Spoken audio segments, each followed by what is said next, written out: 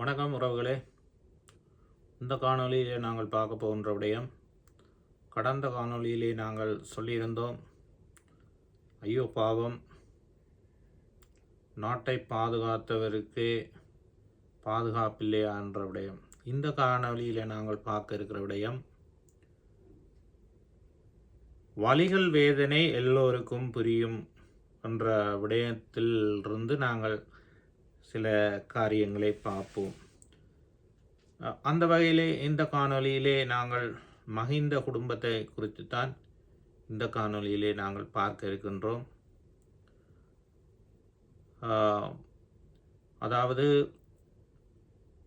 மஹிந்த குடும்பம் அரசியல் கைதா அல்லது அரசியல் ரீதியாக பழி வாங்கப்படுகின்றார்களா என்ற விதத்திலே அவர்கள் சார்ந்து குற்றச்சாட்டுகளை முன்வைக்கின்றார்கள். தாங்கள் பாராளுமன்றத்தில் பேசியத நிமித்தமாக நாமல் ராஜபக்ச தன்னுடைய சகோதரனை பழி வாங்குகின்றார்கள், தந்தையை பழி வாங்குகின்றார்கள் என்றெல்லாம் குற்றச்சாட்டுகள் அவர் கூறியிருந்தாலும், அரசியல் கைது என்பதற்கும் அரசியல் பழிவாங்கல் என்பதற்கும்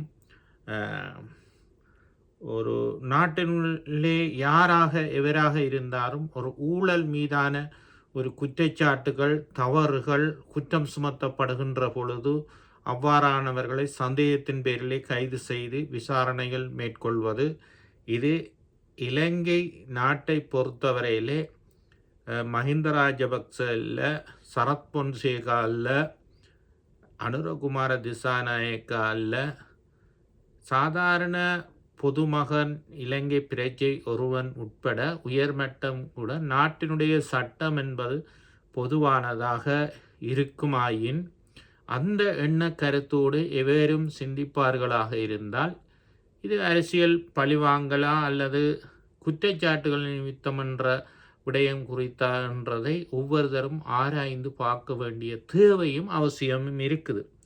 இன்றைக்கு ஒரு தேசத்தை, ஒரு நாட்டை ஆண்டவர்கள், ஆட்சி செய்தவர்கள், அதிகாரங்களை செலுத்தியவர்கள் மீது இவ்வாறான சட்டங்கள் பாயும் போது, நடவடிக்கைகள் எடுக்கும்போது அரசியல் கைது என்றார்கள் அல்லது அரசியல் பழிவாங்கல்கள் என்று சொல்லுகின்றார்கள்.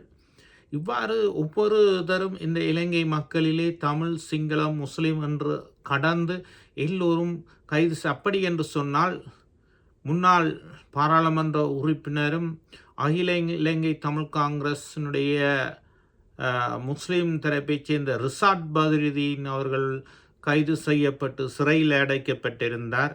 அவர் மீது குற்றம் சுமத்தப்பட்டிருந்தது. ஒரு பெண்ணுடைய தன்னுடைய இல்லத்திலே இருந்த ஒரு பணிக்கு அமர்த்தப்பட்ட பெண் கொலை செய்யப்பட்ட அவர் கைது செய்யப்பட்டு 18 மாதங்கள் சிறையில் வைக்கப்பட்டிருந்தார். அது அரசியல் பழிவாங்கலா தெரியவில்லை. இதேபோன்று எத்தனையோ சாதாரண மனிதர்கள், அசாத் அலி அவர்கள் கைது செய்யப்பட்டு சிறையில் அடைக்கப்பட்டிருந்தார். இப்படியாக பலர் கைது செய்யப்பட்டிருந்தார்கள். ஒவ்வொன்றையும் நாங்கள் அரசியல் பழிவாங்கலாக என்று நாங்கள் பார்ப்பதா அல்லது சிந்திப்பதா, அவ்வாறான ஒரு கேள்வி எழுகின்றது. அப்படி நாங்கள் பார்ப்போம் என்று சொன்னால் இனவாதம் பேசுவதாக கருதவும் கூடாது, எண்ணவும் சிந்திக்கவும் கூடாது.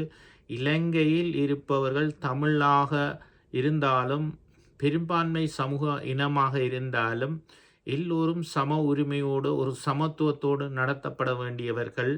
அந்த வகையிலே எத்தனை பேர் கைது செய்யப்பட்டு அடக்கப்பட்டு ஒடுக்கப்பட்டு இருந்தார்கள். அவர்களை இன்று அரசியல் கைதிகளாக இருக்கின்றார்கள். அவர்களை விடுதலை செய்யுங்கின்ற பொழுது சொல்லுகின்றார்கள், அரசியல் கைதி என்று சொல்லி இங்கே எவரும் இல்லை, ஒருவரும் இல்லை என்று சொல்லுகின்றார்கள். அவர்கள் பயங்கரவாத தடை சட்டத்தின் கீழ் கைது செய்யப்பட்டவர்கள், அவ்வாறானவர்கள் இருக்கிறார்கள். வேறு விதமான குற்றச்சாட்டுகளின் மீது கைது செய்யப்பட்டவர்கள், குற்றங்கள் நிரூபிக்கப்படாமல் நீண்டகால விசாரணை கைதிகளாக இருக்கிறார்கள் என்றெல்லாம் சொல்லப்பட்டது. அப்பொழுது இதை நாங்கள் பார்ப்போமா இருந்தால், ஒரு தரப்புக்கு ஒரு இனம் சார்ந்ததற்கு ஒரு நீதியும், இன்னொரு இனம் சார்ந்ததற்கு ஒரு நீதியுமாக இருக்கு என்பதுதான் என்னுடைய கேள்வியாக இருக்கின்றது. எவராக இருந்தாலும் குற்றஞ்சாட்டப்பட்டால், ஆனால் ஆதாரமற்ற குற்றங்கள் இருக்குமாயின் அவர்களை விடுதலை செய்ய வேண்டும். நடத்துகின்ற விதம் எல்லாருக்கும் அதே ஒரு விதமாக இருக்க வேண்டும். அவர்கள் கைது செய்யப்படுகிறவர்கள் சார்ந்து வாரான அரசியல் பழிவாங்கல் என்று சொல்லுவதாக இருந்தால், இன்றைக்கு எத்தனையோ பேர் அரசியல் பழிவாங்கல்ல அப்படியாக இருந்தால் இருக்கின்றார்கள். அரசியல் கைதிகள் இல்லை என்று சொல்லுகின்றார்கள். அந்த வகையில் நாங்கள் இன்னொருடைய விதத்தை இதில் ஆழமாக சிந்தித்து பார்ப்போம் என்று சொன்னால், ஒருவன் கைது செய்யப்படும் போது ஒரு தகப்பனுடைய வலி எவ்வளவுதான் இருக்கும். தன்னுடைய மகன் கைது செய்யப்படுகின்ற போது தாயினுடைய, தங்களுடைய அண்ணன்மாருடைய, தம்பிமாருடைய, தங்கைமார், அக்காமார்களுடைய ஒருவன் ஒரு குடும்பத்தில் கைது செய்யப்பட்டால் அந்த வலிகள், வேதனைகள் எப்படி இருக்கும், எவ்வாறு இருக்கும் என்பதை ஒவ்வொரு மனிதரும் புரிந்து கொள்ள வேண்டும். எனவேதான் அன்புக்குரியவர்களே, இவர்கள் கைது செய்து சில நாட்களில் விடுதலையானார்கள். ஆனால் பல நாட்களாக, நீண்ட நாட்களாக கைது செய்யப்பட்டு இன்னும் சிறைகளிலே முடிவில்லாமல், விடுவில்லாமல், விடுதலை இல்லாமல், வழக்கு விசாரணைக்கு எடுத்துக்கொள்ளப்படாமல் சிறையில் இருக்கிறவர்களுடைய உறவினர்களுடைய வலிகள், வேதனை எப்படி இருக்கும் என்பதை ஒவ்வொரு மனிதனும் சிந்தித்து பார்க்க வேண்டும். உண்மையிலேயே ஒரு சிறைச்சாலையிலே இருந்து வெளியில் வருகின்றவர்களுடைய வலிகள், வேதனைகள் என்பது நீண்ட நாட்களாக, பல வருடங்களாக இருந்து வருபவர்களுடைய வலிகள் என்பது நாங்கள் அதை சாதாரணமாக மதிப்பிட முடியாது. சிறைச்சாலையிலே கைதிகளாக இருந்த ஒரு ஆப்பிள், ஒரு ஆப்பிளை 4 வெட்டி போட்டு கொண்டு தான் சிறைச்சாலைக்குள்ள அனுமதிப்பினோம். ஒரு ஒரேஞ்சை 2 வெட்டி போட்டு தண்டினோம். ஒரு கறி ரொட்டியை, ஒரு கிழங்கு ரொட்டியை, ஒரு பட்டிஸை அதெல்லாம் பிச்சு போட்டு தருவினோம். கறி ரொட்டியை 4 வெட்டி போட்டு தருவினோம். ஒரு சன்லைட், ஒரு சாதாரண சோப்பு கட்டி வருமெண்டா அதை வெட்டி போட்டு தருவினோம். அப்படியெல்லாம் ஒரு சாப்பாட்டு பாசல் வருமெண்டா அதை பிரித்து போட்டு கிளறி போட்டு தருவினோம். ஒரு பிஸ்கட் பக்கெட் சிறைச்சாலைக்கு வரணுமெண்டா அதை பிச்சு பார்த்து போட்டு தான் தருவினோம். இவ்வாறு தான் நாங்கள் சிறைச்சாலைகளில் இருக்கும்போது உணவு விடயங்களை, ஒரு அப்பிளை, ஒரு உறைஞ்ச, ஒரு கறி ரொட்டியை, வெளியிலிருந்து கொண்டு வர உணவுகளை நாங்கள் உட்கொள்ள வேண்டும். அவ்வாறான உணவுகளை, அவ்வாறான ஒரு அப்பிளை வெட்டி போட்டு 4 வெட்டி போட்டு தந்தால் அப்பிள் வெட்டினாலே கயர்பாயும். அப்போ அப்படிப்பட்ட அப்பிளை எத்தனை நாளைக்கு நாங்கள் வச்சு சாப்பிடலுமா? உடனே சாப்பிட வேணும். அப்போ உறவினர்கள் வரும்பொழுது இந்த அநீதிகளை கண்டு, இந்த கொடுமைகளை கண்டு, இந்த சீரழிவுகளை கண்டு எங்களுக்கு அப்பிள் கொண்டுறாதீங்க, உறைஞ்சி கொண்டாடாதீங்க, சாப்பாடு கொண்டு வராதீங்கன்னு சொல்லி நாங்கள் சொன்ன நிகழ்வுகள் இருக்குது சிறைச்சாலைகளில். அது மிகவும் கொடூரமானது. அப்போ இதெல்லாம் நாங்கள் எப்படி பார்க்கறது? இதை கொண்டு வர எங்களுடைய தாய்மாருக்கும், தந்தைமார், சகோதரம், உறவினருக்கு எவ்வளவு வலியாக இருந்திருக்கும், வேதனையாக இருந்திருக்கும். அப்படி கொண்டு வர சாப்பாடுகள்லையும் உணவுகள்லையும் சிறைச்சாலைக்குள்ளே இருக்கிறவர்களுக்கு ஒரு பகுதி கொடுக்க வேண்டும், லஞ்சம். அப்படியாக கொடுத்து தான் எங்களுடைய உறவினர்கள் சிறைச்சாலைகளில் எங்களுடைய கைதிகளை வந்து பார்க்கிறவைகள். அது நான் உட்பட, நானும் அவ்வாறு இந்த துன்பங்களை, துயரங்களை அனுபவித்தேன் என்ற முறையில் சொல்கிறேன். நான் இதில் எதையும் பொய் சொல்லல. ஊசா சிறைச்சாலையில் இருந்து இதெல்லாம் அனுபவிச்ச நாங்கள். அப்போ அப்படி ஒவ்வொரு கைதிகளும் கைது செய்யப்பட்டு, அடக்கப்பட்டு, ஒடுக்கப்பட்டு இருந்துச்சினம். எங்கள் மீது சிறைச்சாலைகளில் இருந்து நாங்கள் வெளியில் போய் வரும்போது எங்கள் மீது திணிக்கப்படுகிற சோதனை கெடுபிடிகள் என்றது மிகவும் மோசமானது, வெளியில் சொல்ல முடியாது. அப்படிப்பட்ட இருந்த நாங்கள் அப்படியான வலிகள், வேதனை, இதுக்காக வேண்டி பல்லுக்கு பல், கண்ணுக்கு கண், மூக்குக்கு மூக்கு பழி வாங்கணுமெண்டல்ல. இந்த நிலைமையில் ஒவ்வொரு கைதிகளும், ஒவ்வொரு உற்றார் உறவினர்களும் இந்த வலியில், வேதனையில் இருக்கிற போது அநீதி இழைத்தவர்களுக்கு இவ்வாறான நிகழ்வுகள் ஏற்படும் பொழுது அந்த வலி, வேதனை புரியும் தானே. இப்போ முள்ளு குத்தினவனுக்குத்தான் அந்த முள்ளுண்ட வலி தெரியும். அந்த முள்ளு குத்தினதை பார்க்குறவனுக்கு அந்த வலி தெரியாது. அப்போ அதை தாங்கள் அனுபவிக்கும் போது தான் எங்களுடைய அம்மா இன்றைக்கு வட மாகாணத்தில் உள்ள கைதிகளை கொண்டு போய் நாட்டுடைய தொங்கலில் இருக்கிற காலியில் கொண்டே பூசாவில் வைப்பினேன்.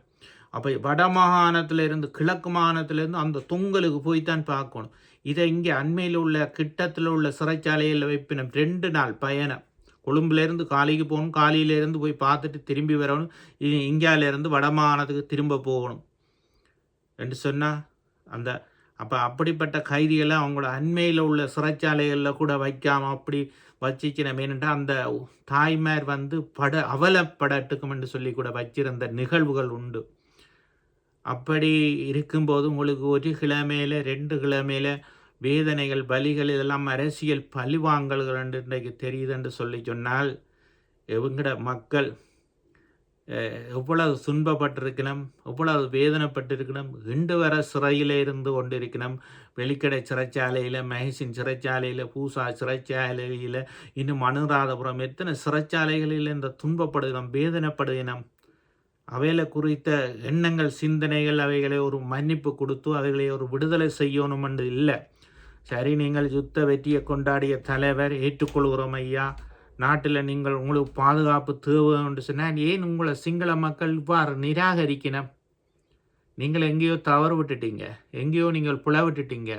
மஹிந்த ராஜபக்ச அவர்கள் கௌரவத்துக்குரியவர், இந்த நாட்டில் மதிக்கப்பட வேண்டியவர், பாதுகாக்கப்பட வேண்டியவர். அவருடைய பிள்ளைகளுக்கு பாதுகாப்பு வழங்க வேண்டும். அவருடைய பிள்ளைகளில் குற்றம் இல்லை, தவறு இல்லை, பிழை இல்லை, உண்மையானவர்கள். நாட்டு மக்கள் இல்லை இன்றைக்கு தமிழ் மக்களால் உங்களுக்கு இந்த அநீதிகள், இந்த விடயம் நடக்கலையே. அப்போ யுத்தத்தை வென்றவர்கள், இந்த நாட்டை பாதுகாத்தவர்கள் என்று சொன்னால் ஏன் சிங்கள மக்களாலேயும் சிங்கள அரசியல்வாதிகளாலேயும் நீங்கள் புறக்கணிக்கப்படுறீங்க? எங்கேயோ நீங்கள் தவறு விட்டுட்டீங்க, எங்கேயோ நீங்கள் பிழை விட்டுட்டீங்க. அதை கண்டுபிடிங்க.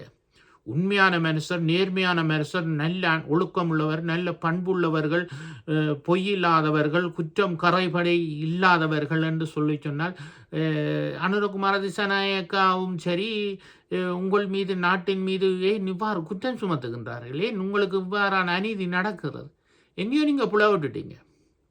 மக்கள்கிட்ட காசு எடுத்துட்டீங்க, இன்னும் மக்கள்கிட்ட சொத்துக்களை அனுபவித்து கொண்டு இருக்கிறீங்க. ஆனபடியால் தான் உங்களுக்கு இவ்வாறான நிகழ்வுகள் இருக்குது. மக்கள்கிட்ட வரிப்பணத்தை நீங்கள் அனுபவிக்கிறபடியால் தான் இந்த நிகழ்வு வருது.